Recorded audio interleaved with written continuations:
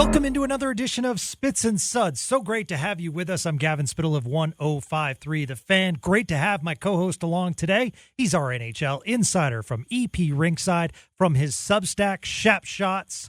He's part of the Late Game movie where he plays in net.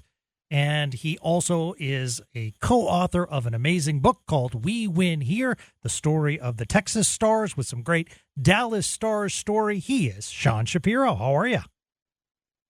I told you before we got on the air, Gavin, and I'll tell people the truth. I'm a bit tired today. I'm gonna need that cup of coffee soon here. It's been a busy day in the hockey world, and for me, of course. And gotta get some coffee in me before going to help coach the kids. Got hockey at 5 today, so I'm gonna have to get some coffee in me before that. So Sean Shapiro is one of the busier guys in hockey right now, and we are so glad that he makes the time still for Spits and Suds. We're very grateful, sir. Can't say that enough. We have breaking news on Spits and Suds in that Esa Lindell signs a new 5-year contract. Everyone waiting for the Harley contract, not the defenseman we thought we'd get the news on, but a new 5-year deal for Esa Lindell, and it clocks in at $5.25 million a year. Currently, he's on the cap space for $5.8 million a year. Sean, your initial thoughts? I don't mind it. It's one of those in a vacuum. It's fine, and it's pretty fair market value, honestly, for in a vacuum of how things work out for Lindell's value and what he probably would have signed for on the open market. So I'm okay with the value. I think people are going to get a little bit of sticker shock seeing the 5 in the front after, but you got to remember the cap's going to go up. I think this is a fair deal for Lindell and kind of what he brings to the Stars and everything like that. Now, it's easy to say that with like the other thing just to remember about all of this is he's a left-handed defenseman. They're going to get Thomas Harley signed to a bridge deal here soon, put him on the left. Just there's the long-term impact that is like the signing like this means like just at some like you don't sign Esa Lindell to this much money and not plan on having him in your top 4 for the majority of this deal. And so we've talked all about Miro Heiskanen and being on his strong side and everything like that, and just makes it harder and harder to see how Miro Heiskanen ever ends up not playing the right side on the defense. So those are the things like I think about. I don't mind the deal. It's just the other posturing around it that you can't help but think about. Clearly reliable. You see when you look at his career stats, a lot of 82 game seasons, and just a very reliable and knock on wood in front of me, healthy Esa Lindell. And he will turn 35 when this next contract ends. He just turned 30 in May. I guess that is the question, because I agree, for a top 4 defenseman, that is good value, Sean. Yeah. My bigger question is, and I guess this is a question that can't be answered now, but it's in my head as far as up against the cap, up against the cap, up against the cap. I know that's part of winning, and the Stars have been one of the more successful teams in hockey, but I would be interested to see, would he have signed for 4? Would he have gone elsewhere after this year? Obviously, free agency will bring in a lot of other teams into the mix. But at the same time, I'm looking for that cap space for that piece to take me over the top. And that's kind of that's the only thing I was thinking when this happened. And I agree with you as far as left shot. At some point, it would be nice to try the left-right combo. Yeah, I mean, I would also argue the opposite a little bit here, where he is taking a slight pay cut, so you're keeping a top 4 spot at less value for next year. So I would argue that. And I think where you're getting the money for the Wyatt Johnston deal, and I think we should touch on that in a minute, because the Lucas Raymond deal that happened today is certainly, or happened yesterday, is certainly going to impact impact that value. But I think as far as cap goes and everything like that, I'd rather have them sign Esa Lindell to 5.25 than go and make another Ryan Suter type mistake in the offseason. You have a proven commodity that works for this team. Like, I think this is one of those things where Stars fans who might look at this move and be like, what are they doing? I would say you might have been saving yourself from a bigger mistake in free agency by doing this now. And I look at that this way right now. I love the transition that Sean did. He just like, Sean, you're doing so much like hockey talk now. You don't even realize you'd like transitioned into the Wyatt Johnston, which was my next step. Lucas Raymond, as Sean just mentioned, signs with the Detroit Red Wings. Sean's very familiar with the Red Wings. 8 years, $64.6 million, 8.075 annual value. That is fascinating as far as Wyatt Johnston. Compare the other two, and where do you think this puts Wyatt now? Yeah, I mean, it's Johnston is a year younger than Raymond. He'll become next year. He'll be a 22-year-old coming off his RFA deal, and it is, if you look at them side by side, they are very similar. It is a look at the production and everything like that, and so.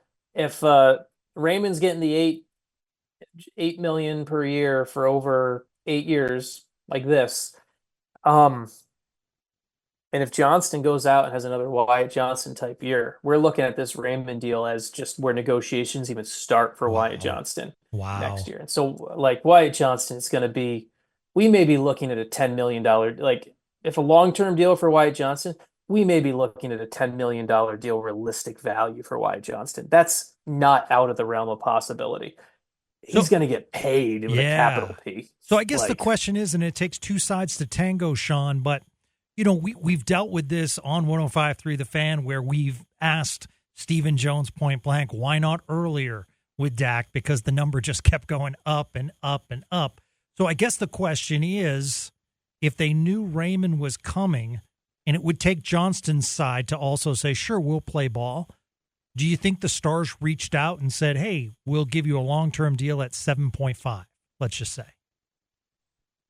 I mean, the other intriguing thing with that, and there's so many like little things that connect all of this, you got to remember, Wyatt Johnston's agent happens to also be Thomas Harley's agent. So right now, Wyatt Johnston's camp is effectively Thomas Harley's camp. So it's not like, and obviously they can juggle different jobs at once, but if you're the agency and you're trying to get a deal done for Thomas Harley and you're looking to maximize value as much as possible on Thomas Harley, I don't see why you're picking up the phone call and taking a discount for Wyatt Johnston right now. So it's a good thought in theory, but there's too much connective tissue on this. There's too much connective tissue on this that kind of makes that impossible to happen, I guess. Oh, that's a great point, and one that I think Spits and Suds listeners have learned from, because that, you know, when you have an agent representing two big players like that, I mean, certainly, you know, they know the landscape. So that is fascinating. Let's go to the Harley deal.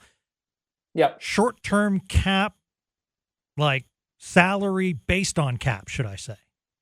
In other words, the Stars can't go 7-8 years right now with Harley. No. Jim Nill's even told me as much. I mean, we're looking at something. It's going to be a 2-year deal. It's going to be a 2-year deal, and it's probably going to be something right around the 3.9 million range. Something that's similar to what Evan Bouchard got. I mean, one of the big things that this deal is going to come down to with Harley is, do you treat him like a 15-goal? And Gavin, I'll ask you this, right? I'll ask you this, and this is an interesting one for our listeners to ponder here. Do you treat Thomas Harley like a 15-goal scorer? Scored 15 goals last year. Great, as a defenseman. He also scored 0 in the final 58 games of the regular season, in between the playoffs and regular season. Is he a 15-goal scorer, or is he a guy who goes 58 goals, 58 games without scoring a goal? That's two very different things that the two sides are coming to the table on right now. It's a fascinating conversation, because if you went just by the back of his hockey card and saw 15 goals, you'd be like, oh, that's an easy one. But it's hard also not to look at the reality. Hey, he didn't, when the games at the end of the season, when the games got tougher, when the season got bigger, final 58 games, never put a puck in the back of the net. And now his job's obviously as a defenseman, and scoring goals isn't everything. But if you're going to argue, hey, I'm a 15-goal scorer, I'm one of the best at my position at this, you can't go almost 60 games without doing it once. Not only that, I felt as though as the playoffs moved along, I felt as though he kind of maybe got a little tired. So personally, and I know I'm in the minority as far as this, and I know it's cap based, not necessarily the Stars not wanting to do a long-term deal, but I'm fine with a Harley 2-year deal. I'd rather watch the 2 years and then say, okay, we know for a fact we have a really good one. I personally feel as though I think we do, but I was noticing some stuff toward the end of the year and the playoffs, Sean. I don't want to say concerned me, but just made me say, because I thought he needed to play better in the playoffs. But, he's a young guy. He's learning, so I don't want to be too hard on the guy. And I think they have a really good, prospect. Okay, so long-term deal with Lindell. Lyubushkin's on a 3-year deal. I'm just asking based on Liam Bichsel, because I know a lot of Stars fans will then turn to Bichsel's future and where he fits in. Yeah, so obviously I just watched Bichsel play this past weekend up in Traverse City. What a transition. I know. You should host this show. I'll just pack my bags and go elsewhere. Yeah, and he was, to be honest, a little bit underwhelming. Now, I've talked to some people who kind of chalk that up to maybe Bichsel's a bit of a slow starter to seasons go and everything like that. So that's fine, but I expected a little bit more from him in Traverse City. He is one of the really interesting things, Gavin, and I'm working on my radio voice here to try to connect all these things, right? Mm-hmm. The second game in Traverse City, they had him playing on the right side. And he's a lefty. They had him playing on the right. And I'm really fascinated to see how that plays out in camp. Is if there's something, or are they going to give Bichsel a chance to maybe be that guy who moves over to the right? Maybe he's the guy that plays with Miro in the long run. Bichsel is going to be a huge part of this team's future. I don't think a Dumba's going to get in the way of that. I don't think a Lyubushkin's going to get in the way of that either in the long-term planning. I just think it's one of those things where Jim Nill kind of signs these deals sometimes knowing that at some point there's going to have to be an exit strategy he's going to have to figure out. And that's not the worst thing in the world, but Jim Nill will have to figure that out because Bichsel to me is going to be, he's going to be a big part of this team, and it's not changing off some of the moves here that have happened. Doesn't change with Lindell signing. It just becomes more of how does this puzzle piece come together when you have more pieces, I guess. Yeah, sure. Absolutely. Positive or negative, what else can you tell us about Traverse City and what you saw as far as the Stars? Yeah, I mean, the big one is a name to watch going into camp right now is the center for the Finnish center they signed in free agency, and it's pronounced Arttu Huru. That's how it's pronounced. Arttu Huru is going to probably be in the mix to make the roster out of camp. The Stars are going to need to they're going to need to have a 13th forward make the team. We kind of know the top 12 right now, and and Jim Nill told me pretty much that, you know what, Arttu Huru is he's right in the mix for that for that spot with a Cole Lind, with an Oscar Beck, so there is a to me he's the one that kind of stood out as you know what, this guy who's got a bit of a Janmark Kiviranta type profile that could come in and make an impression and help solidify the bottom end of the roster as a guy who probably not going to be in the lineup every day, but could step in and be in that battle. So that's the other big one. The other one, I liked watching Emil Hemming play, the Stars' first rounder from this year. I've seen Hemming play now. This was the second event I've seen him watch him play live after watching him at World Junior Summer Showcase. And I think he's I think he is someone who is going to take some nice strides. Him playing in Barrie this year, I think, will help his game. He's the other one too. Other than that, just kind of a lot of guys who are going to be decent contributors for Texas, but hard to put a lot of NHL weight on others after that. Well, you mentioned Hulu and you mentioned Hemming, and obviously the Finnish connection, and that obviously comes to mind the name Yuri Lehtinen, and Yep. how good of a job he has done with the Finnish national team. And I just wonder if the Stars, because I know they seek his advice at times, if bringing Lettinen into the organization on a full-time basis is a possibility, because I know, not compared to others, but he has been mentioned in management circles as far as like possible, upper management positions. I don't know if Yuri wants that, just to be honest. Like, I don't know if Yuri wants that. He is he's the GM of Team Finland. Pretty good job. He's done a really good job there. He gets to live at home in Helsinki. It's his kids get to be in Finland. He gets to be in his homeland. Like, I know people say that, but these jobs are often a two-way street. Like we've talked about Joe Pavelski before. Like, oh, there's got to be a job waiting for him. Like, yeah, there's a job waiting for Joe Pavelski if he wants one. But I mean, that's the thing with Yuri, where I he gets to be the GM of his national team. He keeps fielding a pretty good team. He's not going anywhere anytime soon on that. So if put yourself in Yuri Letninen's shoes, I don't know why you would leave your current job. And that's the whole thing. Like would you maybe he wants to be an NHL GM at some point. And I've talked to Yuri about this on and off before, and it's one of those things that I think is kind of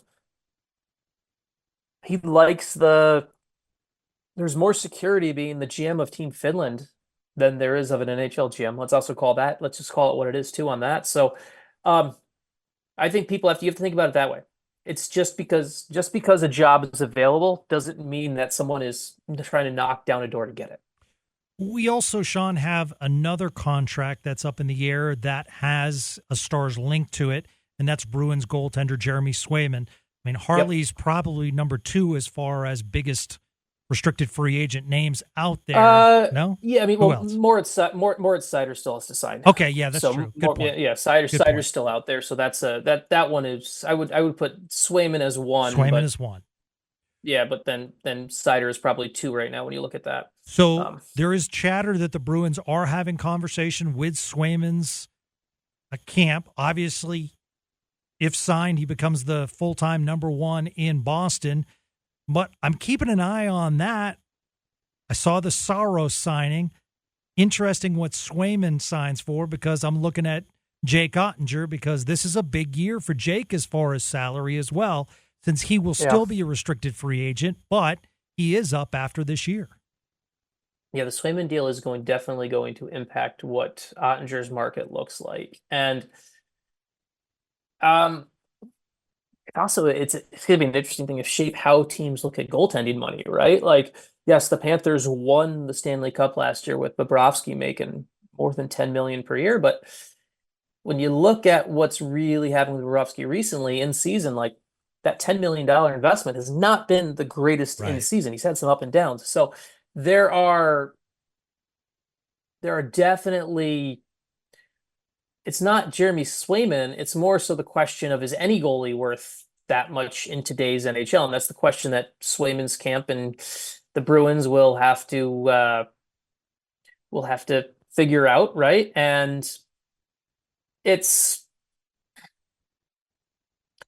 I imagine Swayman will end up getting signed for, like, at one point someone threw out that $10 million number, and that feels a bit far-fetched to me. Like, I imagine Swayman will probably be signed for around $7 million or something like that, and it'll get done, and that will kind of set a bit of the market for where the where the things go with Oettinger next year.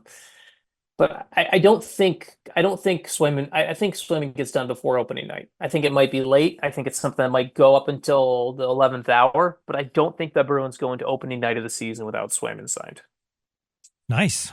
Well, this has been some great insight, my friend, and I really appreciate you hopping on with us and talking about the new deal for Esa Lindell, 5 more years. And just before we go, any guess on when Harley signs? I mean, we kind of have the Robertson experience to keep us calm. Yeah. As far as like a couple of years back, he held out for a while, came back in and had an amazing year. I would. Yeah, I think I would put it this way. I would go I don't think Harley plays a season game. I'll put it that way. But I think Harley plays on opening night. I think it will. That's kind of I kind of think that when this is and to be very clear, this is me trying to read the tea leaves. This is not me. This is not me going and saying this because of something his agent has told me or Jim Nill has told me. This is just me trying to read the tea leaves, and I feel like that's kind of a set. I think that's kind of a way. If anything, maybe one preseason game to hedge my bet a little bit, but I think it's something where we'll go into camp a little bit and then eventually get done. Cool. He is our NHL insider, Sean Shapiro. Did want to add, we got another 5-star review. So if you listen on Apple. I love that. I love that. Awesome. That's awesome. Says, this is the place to go for Stars coverage and to grow your knowledge of an engagement with hockey. The guy's genuine positive energy is obvious by the way they hype up. And he's talking about me, I guess, hypes up his co-host and interacts with his guests. It is clear he is doing this podcast for the love of the game, and his enthusiasm and personality make it a joy to listen to. Big stick tack to him. But I will tell you, I am nothing without my co-host and my number one, Sean Shapiro. He is, I call him Hollywood Shapiro now because he has been in a movie, but he's everywhere else. Absolutely love the goalie breakdown, too, on EP Ringside, so you have that. And as we head into the season, I think it's really important that you subscribe to Shap Shots, where you're getting exclusive Stars information like Sean's reviews of Traverse City. My friend, thank you for once again popping on with us, and we'll talk to you soon. Always happy to do it, Gavin. Always look forward to this. These are some great conversations, and I'm looking forward to, you know what, we're so close to actual preseason games and things like that. It's fun. Let's get going. I gotta put some stuff in the fridge, pop some Frosties, baby, after some wins. Yeah. gotta get back on the train. So thank you once again, Sean. Hey guys, you guys are awesome. We're heading into the season. We're going full steam ahead. I told you a couple of weeks ago, we've already passed last year's numbers. We're not stopping. In fact, we're going to gain. We're going to keep doing some awesome podcasts for you right here, like today with the breaking news. Congratulations to Esa Lindell on a new 5-year deal. You're listening to Spits and Suds right here on 105.3 The Fan. Have a great day, everyone.